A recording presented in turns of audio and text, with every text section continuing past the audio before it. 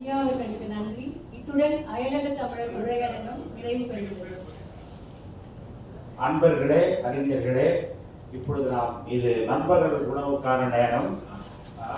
இந்த நிகழ்வை நண்பர்கள் உணவுக்கு பிறகு சரியாக 2 மணிக்கு அவையோர் அனைவரும் அரங்கத்தில் வந்து அமருமாறு கேட்டுக்கொள்கிறோம். சரியாக நாம் தொடங்க வேண்டும். நாம் காலத்தில் மிகவும் பின்னங்கி சென்று கொண்டிருக்கிறோம்.